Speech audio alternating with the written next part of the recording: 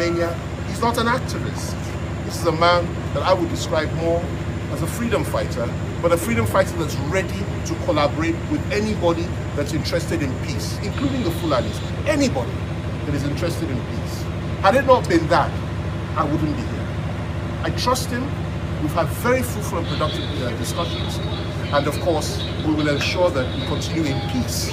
Not threatening anybody, but continuing in peace.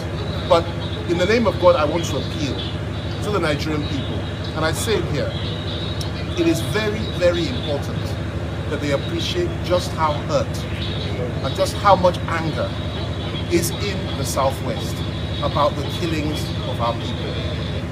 Those that are doing this must be apprehended. Our forests must be liberated. The government, the federal government, must do a lot more than it's doing to liberate, not just in Oyo State, Ogun State, all the Yoruba states. Let those that are killing go. We didn't say Fulanis and Hausas should all go. We didn't say that. There are millions of Fulanis and Hausas that are doing well, that have been living here for generations, and are peace-loving people. We're not racists, but we are against criminals. And I speak for myself.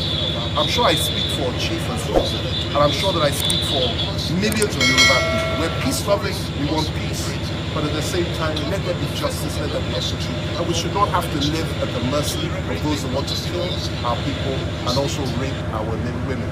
Finally, one more thing I'll say is this. I'm pleased with the fact that the Minister of Defense himself said just yesterday that Nigerians should stop running from these bandits and these killers. That Nigerians should also rise up to defend themselves, and the Nigerians should stop being cowardly. Those are the words he used. Well, Sunday, Igboho has proved that not all Nigerians run away. Not all Nigerians are cowards, and not all Nigerians will refuse to defend themselves. And I'm happy about that, and I'm happy that his position has been endorsed by the Ministry of Defense. And I want to send this signal message to the whole country. We as a people will not run away. We will defend ourselves, and we will not be cowards if criminals continue to kill our people. It's the criminals that are not safe here. It is not the ordinary Hausa Fulani population, most of whom are peace-loving people, who we are very close to. I happen to be a titled chief of Shinkafi, so how could I possibly be against Hausa Fulani people? However, I'm also a son of the soil here, and I know what my people are being through. And I thank God that people are now rising up and say enough is enough. And I'm thank God that the government itself has realized and appreciated the efforts of people like my brother here and others that have said enough is enough. And I love coming here. I love being part of Yoruba land. Our leaders, Chief Babade Banjo, Professor Akitoye, Yinka Odumaki, Magaji, so many of them, Are, Gani Adams, so many others. We're all standing together as one behind this man, and he speaks for us, he stands for us, and we're very, very proud of him.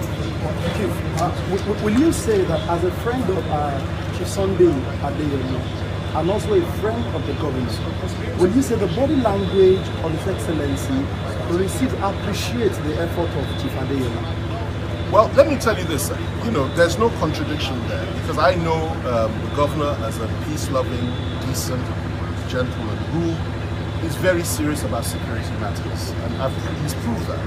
And contrary to what some have said, that he's not being proactive, I disagree with that. He has been proactive, he's in a difficult situation, he has worked extremely hard, and he's deeply concerned about what's going on in the state and what some people are trying to do. They are very close. A lot of people don't know this. They've known each other for many, many years, and I'm not the one, I'm not even qualified to be the one to tell you about what's going on between the two of them. But what I do know is this, that bridges have been built, there is an understanding, and they have no choice but to collaborate and to work together. And I'm sure they're delighted to. I can tell you that, you know, Sunday is delighted to do that because we've spoken, and he will do everything within the law. And that is what Makinde may be concerned about, the fear that there may be reaction and so on and so forth. And you can understand why. But it's for us that are leaders and that are elders that can come together and say, listen, let this bridge be built so that we can do everything in the right way in order to ensure that the state government is comfortable and to ensure the federal government is also comfortable with what's going on. There is no law that says you cannot defend yourselves against people that kill and rape your women. And what the government needs to do, and I'm talking about the federal government now, is do something about those that are perpetrating these heinous crimes in our forests. If they did that, if only they could do that and do it better, there wouldn't be an issue here. And we wouldn't have to have people to stand up and say, listen, if they don't do it, we have to do it ourselves. And that's where people like Sunday come in. If they do their job, then people like Sunday would not have to do anything. But as long as they don't do their job, it raises issues. And I know that Makinde and the other governors of the Southwest will join hands together, have joined hands together to ensure that people are safe. It's the same destination, the same objective that they all have. And this is not about targeting any ethnic community. It's not about targeting Hausas, it's not targeting Fulani. No, that is not what he does. If that was it, I wouldn't be here. And he knows very well that I would never do that either. We believe there should be peace, unity, and progress, but there must be justice, there must be equity, and there must be the right to defend ourselves from people that seek to kill us and rape our women. Thank you. Sir, we should support the call that individuals should be licensed to carry sophisticated guns as suggested by Taraba State. Well, listen, a good friend of mine, governor of Bauchi State, Bala Mohammed, good friend of mine, we were in a cell together, and apart from that, we're very close. We're both former ministers. He said a few days ago that Fulani herdsmen should be given the right to carry AK-47s. Now, I disagree with that, but that is his opinion. And like I told him, he's entitled to his opinion, and he can voice it. Now, if you go by that principle, then of course it makes absolute sense. If Fulani herdsmen are allowed to carry AK-47s to defend their cows and their lives if they feel threatened, then it's also logical that members of the local community, farmers, and each and every one of us should also have that right to defend ourselves against killer Fulani herdsmen or against those that seek to come and kill us and rape our women. So I am totally and completely behind that. I would like that very much. And why not? We're responsible, decent people. The Americans have that right to enshrined in their constitution. Perhaps if we had had that long ago, that we could carry arms, perhaps we won't have the kind of atrocities that are being committed throughout the country, and not just throughout the South. I must say, even in the North itself, I must tell you, it is unbelievable what is going on there in terms of these killers killing members of the local population. So perhaps that's one way to solve the problem. But the best way is for the government itself to rise up and do something about it. That's what we're paying them for. That's what they're there to do. Let's hope they do it so we don't have to do it ourselves. Thank you. I want to ask We're going to. I don't saw you. Well, I don't have anything to send them because my uncle is already here. So this is what I want in our land is peace.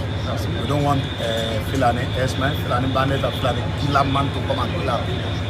We want our people to free. You understand? So my uncle is already here. I don't have anything to send them. Thank you so much. Your message to the people, sir. What's it? Your message to the people generally. My message to my people in the Yoruba land, not everywhere, only Yoruba land. You understand? To try to defend yourself. If anybody come to your farm or to your home to come and kill you, try to defend yourself. So, which is what the minister said too. So, it's a good message. Thank you very much. Thank you.